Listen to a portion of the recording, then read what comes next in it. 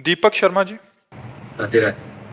महाराज जी, जब हम ईमानदारी से अपने कर्तव्य निभा रहे हों, फिर भी यदि हमें अपनों को वो ना दे पा रहे हों जो सबसे ज्यादा वो चाहते हों, तो हमें क्या करना चाहिए? क्या मेरी विफलता है ये कि मैं उनको जो वो चाह नहीं, रहे हैं वो उसमें ना? अपने कर्तव्य पर प्रधानता देने पर यदि हम परिवार को पूर्ण सुख नहीं दे पा रहे हैं तो हमें कर्तव्य की ही प्रधानता रखनी चाहिए, कर्तव्य नहीं छोड़ना चाहिए।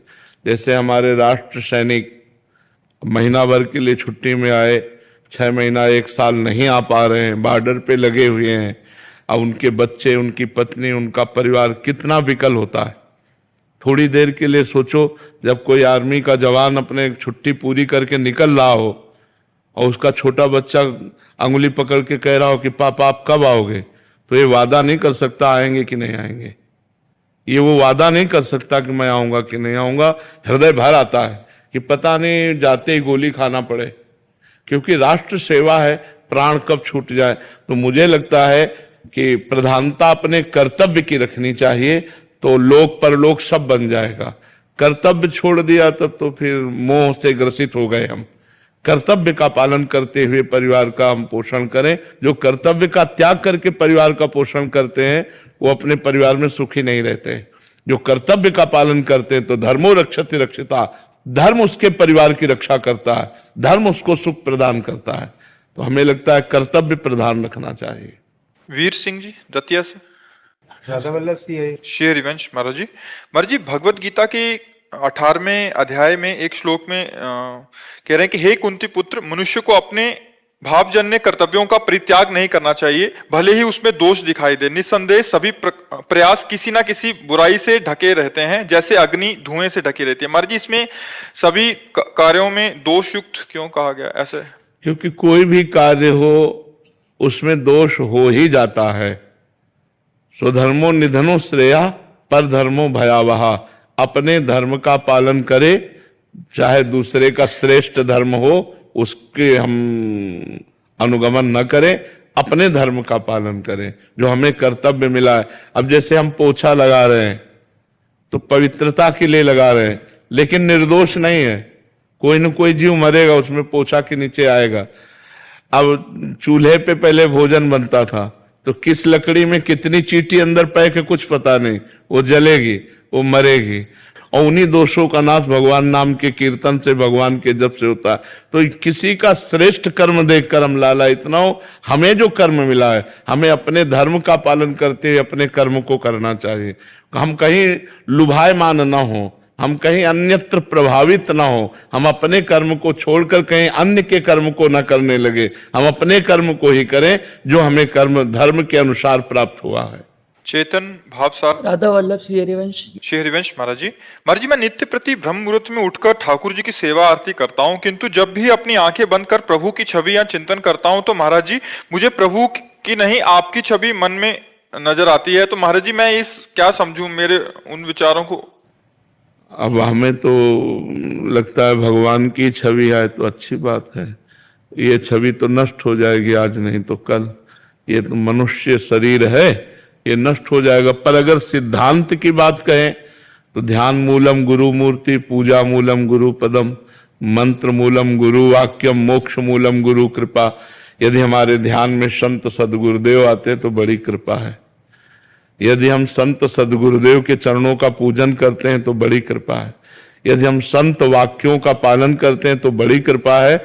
ये छोटी मोटी बात नहीं है। हाँ, भगवान की कृपा है तो संतों की छवि नजर आती है, गुरुदेव की छवि नजर आती है। संत और भगवंत अभेद होते हैं। अगर संत का चिंतन कर रहे हो तो भगवंत का चिंतन हो ही रहा है, क्योंकि वो भगवत स्वरूप ही होते हैं। जो संत होते हैं भगवत स्वरूप। तस्मित् तज्जने भेदा भावात्। भगवान और भक्त में अभेद स्थिति रहती, भेद नहीं होता। जो भक्त है वही भगवान है, जो भगवान है वही भक्त है। मोरे मन प्रभु अस विश्वासा, राम ते अधिक राम कर दासा। भगवान से भी अधिक भगवान के भक्तों को माना गया है। तो अगर भक्त का ध्यान हो रहा है तो मंगलमय ही है, कोई अमंगल बात। उसका परिणाम क्या होगा महाराज जी? भगवान की प्राप्ति, भगवान की प्राप्ति। भक्त के ध्यान से भक्ति सुदृढ़ हो जाती है और सुदृढ़ भक्ति की डोरी से भगवान हृदय में बंध जाते हैं। जिसकी जितनी भक्ति दृढ़ होती है उतने भगवान हृदय में प्रकाशित हो जाते हैं। देखो, सुमिर पवन सुत पावन नामू, अपने बस करी राखे रामू। भगवान को अधीन कर लिया हनुमान जी ने, सेवा और सुमिरन के बल से राम जी को अधीन कर लिया। महाराज जी, गुरु के ध्यान से फिर आगे चल के भगवान का ही ध्यान हो, क्योंकि गुरु या भगवान अभेद ही हो जाएगा। गुरु भगवान ही है, वही ध्यान करते करते उसी जगह भगवान प्रकट हो जाएंगे जहां गुरु का ध्यान कर रहे थे, वही भगवान प्रकट हो जाएंगे। भगवान दास जी बरसाना से, राधे राधे महाराज जी। महाराज जी, अगर कन कन में प्रभु हैं तो उनको कैसे पहचान सकते हैं? अगर भगवान कोई रूप रखकर आ जाए, पहचानने में मतलब रक्षक हैं वो हमारे, वही आंख देते हैं। पहचानने वाली किसका प्रश्न है? पहचानने वाली आंख भी वही देते। इन आंखों की सामर्थ्य नहीं। ये आंखें केवल 3 गुणों के द्वारा रची हुई माया को देख सकते हैं, लेकिन मायापति को नहीं। सोई जाने जिह देहु जनाई, जानत तुम्हें तुम्हें हो जाए। भगवान जिसको दिखाना चाहते हैं उसको कण कण में भगवान दिखाई देंगे। किसी सूझ वाली आंख ने पहचान की कि कण कण में झांकी भगवान की। नामदेव ने रोटी पकाई, कुत्ते ने झट उसे उठाई। आप घी का कटोरा लिए जा रहे, प्रभु रूखी न खाओ, थोड़ा घी लेते जाओ। बड़ी करुणा की, करुणा निधान की, किसी सूझ वाली आंख ने पहचान की।